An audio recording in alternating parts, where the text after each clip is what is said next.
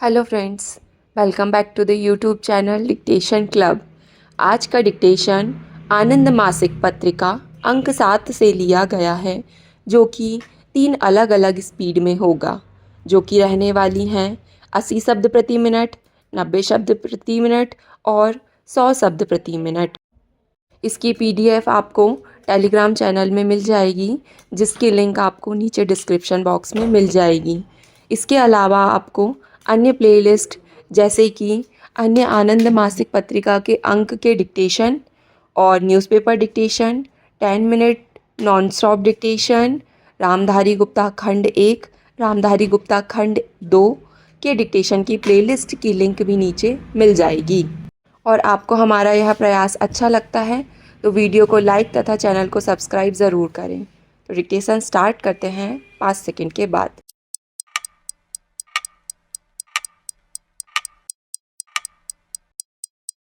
महोदय, इस समय हम जनसंख्या वृद्धि के जिस दौर से गुजर रहे हैं उससे विश्व की जनसंख्या में लगभग 9 करोड़ लोग हर वर्ष जुड़ रहे हैं। इस समय विश्व जनसंख्या 560 करोड़ है।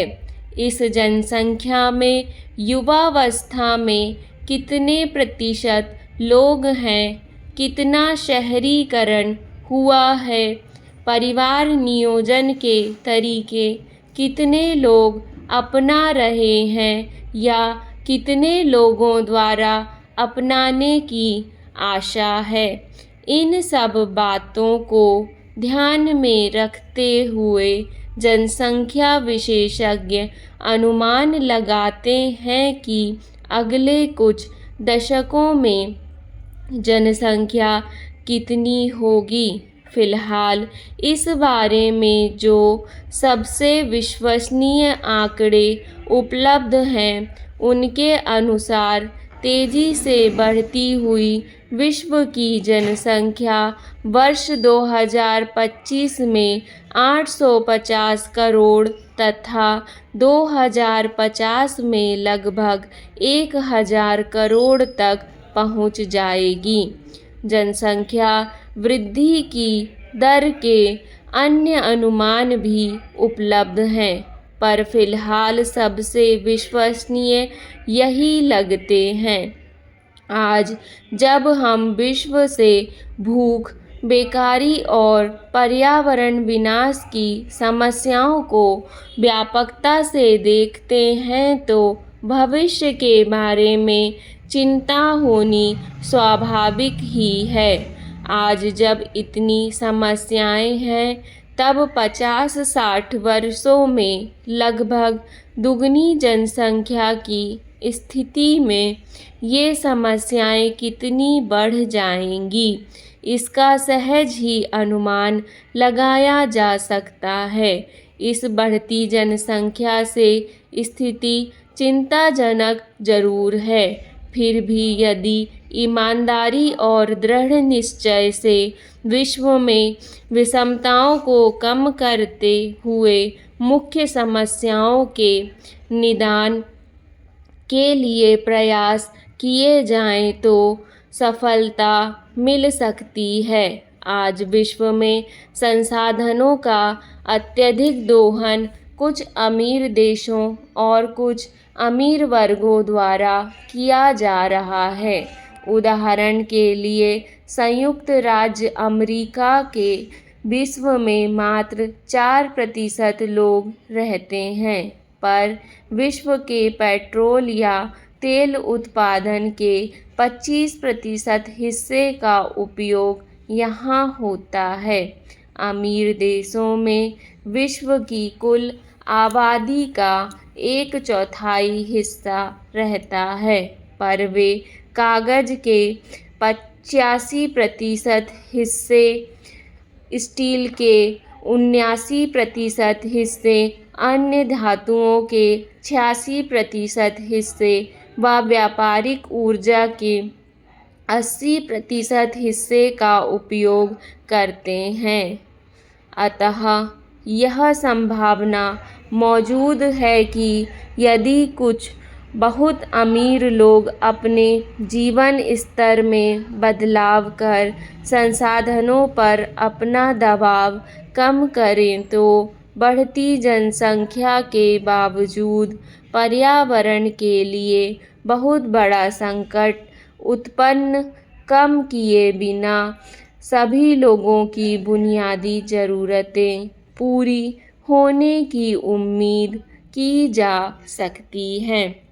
स्वीडन के एक मुख्य पर्यावरणविद एंजर्स विकमेन कुछ समय पहले जब भारत आए तो उन्होंने स्वीडन की सरकार द्वारा कराए गए एक अध्ययन की जानकारी दी, जिसमें बताया गया था कि यदि स्वीडन की वर्तमान जीवन शैली को सब लोग अपनाएं तो विश्व में मात्र 50 या 60 करोड़ लोग ही रह सकते हैं। बात केवल खनिजों आदि की उपलब्धि की ही नहीं है, अपितु पूरे वायुमंडल की सहन क्षमता की भी है। इसकी ओर हमें नियोजन केवल आज के 560 करोड़ लोगों के लिए ही नहीं करना है, वर्ष 2050 के 1000 करोड़ लोगों के लिए भी करना है। महोदय, इन बुनियादी ज़रूरतों में निश्चय ही सबसे महत्वपूर्ण है भूख और कुपोषण को दूर करने के लिए अनाज व अन्य खाद्य पदार्थों की समस्या। आज गरीब देशों में 440 करोड़ लोग रहते हैं। भूख और कुपोषण से पीड़ित लोगों की संख्या 100 करोड़ के ऊपर बताई जाती है, लेकिन जब 30 वर्ष बाद इन गरीब देशों की जनसंख्या 700 करोड़ हो जाएगी, तब इन गरीब देशों में भूख और कुपोषण की समस्या क्या होगी, कितनी होगी। सबके पेट भरने लायक और कुपोषण दूर करने लायक अनाज व अन्य भोजन सामग्री विश्व के बाजारों में उपलब्ध होगी, इसकी संभावना तो काफ़ी है, पर इस बारे में संदेह है कि यह भोजन सामग्री ज़रूरतमंद लोगों तक पहुंच सकेगी। विश्व स्तर पर कृषि में उपजाऊ मिट्टी के नष्ट होने, भूजल के लुप्त होने जैसे अनेक संकट मंडरा रहे हैं, लेकिन आधुनिक तकनीक, विशेषकर जैव तकनीक के माध्यम से कम समय में उत्पादकता तेजी से बढ़ने की संभावनाएं नज़र आ रही हैं। जैव तकनीक पर कुछ विशालकाय कंपनियों का नियंत्रण भी बहुत हो चुका है, अतः एक संभावना यह भी है कि खाद्य फसलों में वृद्धि तो होगी, पर ऐसे तौर तरीकों से जिसमें परंपरागत अपेक्षाकृत छोटे स्तर के किसानों की विशेष भूमिका नहीं होगी। यहाँ तक कि कुछ कृषि उत्पादों के कृत्रिम विकल्पों की प्रयोगशाला स्तर पर बनाने के प्रयास भी आगे बढ़ रहे हैं। बेहतर स्वाद के लिए उपयुक्त होने वाला वनीला खाद्य पदार्थ का रासायनिक विकल्प प्राप्त कर लिया गया है तथा रबर के विकल्प खोजने के प्रयास हो रहे हैं, किंतु वास्तविक आवश्यकता तो कृषि उत्पादकता बढ़ाने के उस रास्ते को अपनाने की है जिसके साथ छोटे किसानों के हित जुड़े हों। छोटे किसानों के खेतों में ही ऐसे सुधार हों जिससे बढ़ती जनसंख्या के लिए पर्याप्त खाद्य पदार्थ मिल सकें। भूमि सुधार, द्वारा वास्तव में भूमि पर मेहनत करने वाले परिवारों को भूमि अधिकार दिए जाएं तथा उन्हें सिंचाई व उत्पादकता बढ़ाने के रास्ते सस्ते कम पूंजी निवेश वाले तौर तरीके उपलब्ध कराएं तो उत्पादकता न केवल बढ़ सकती है बल्कि बढ़ा हुआ कृषि उत्पादन उन लोगों तक पहुंच सकता है जिन्हें इनकी सबसे अधिक आवश्यकता है।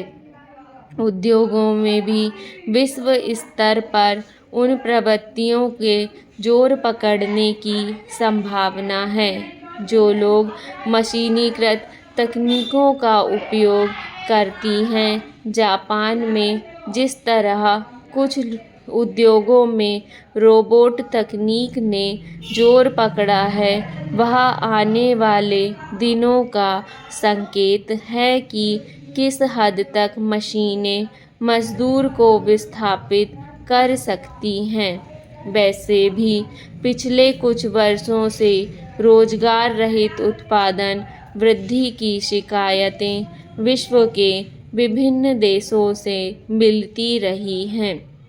उत्पादन बढ़ता है पर मशीनीकरण या अन्य कारणों से रोजगार नहीं बढ़ते हैं अपितु कम भी हो सकते हैं।